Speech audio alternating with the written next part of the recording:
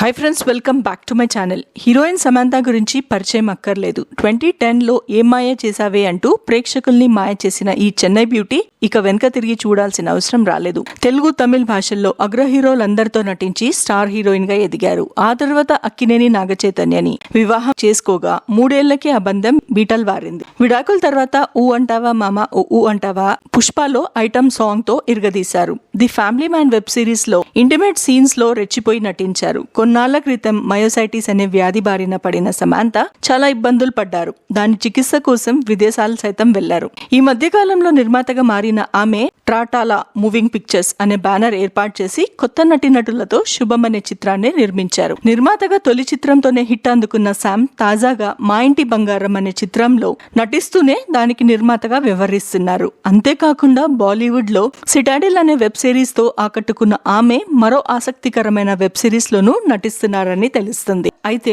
తాజాగా సమంతకు సంబంధించి ఓ ఆసక్తికరమైన వార్త వెలుగులోకి వచ్చింది. ఇప్పటి వరకు నటిగా, నిర్మాతగా డ్యూయల్ రోల్స్ పోషించిన సమంత ఇప్పుడు మెగాఫోన్ పట్టబోతుందట. ఈ వార్త ఇప్పుడు సినీ ఇండస్ట్రీలో హాట్ టాపిక్ గా మారింది. ఓవైపు నటిగా, నిర్మాతగా సినిమాల్లో బిజీగా ఉంటూనే మరోవైపు ఎంటర్ప్రెన్యూర్ గా సమంత అనేక రంగాల్లో రాణిస్తున్నారు. చాలా సంస్థల్లో పెట్టుబడి పెట్టి కోట్ల రూపాయలు ఆర్జిస్తుంది. ఇంత బిజీగా ఉన్న ఆమె ఇప్పుడు దర్శకురాలిగా మారాలని నిర్ణయించుకోవడం ఆసక్తి రేపుతుంది. ఇప్పటికే ఓ కథ సిద్ధం చేసుకున్నారని, త్వరలో ఈ ప్రాజెక్ట్స్ సెట్స్ మీదికి వెళ్తుందని వార్తలు వినిపిస్తున్నాయి. తన సొంత బ్యానర్ పై అందరూ కొత్త నటీనటులతో ఈ చిత్రాన్ని తెరకెక్కిస్తున్నారట. అంటే ఈ సినిమాకి నిర్మాత, డైరెక్టర్ సమంతే అన్నమాట.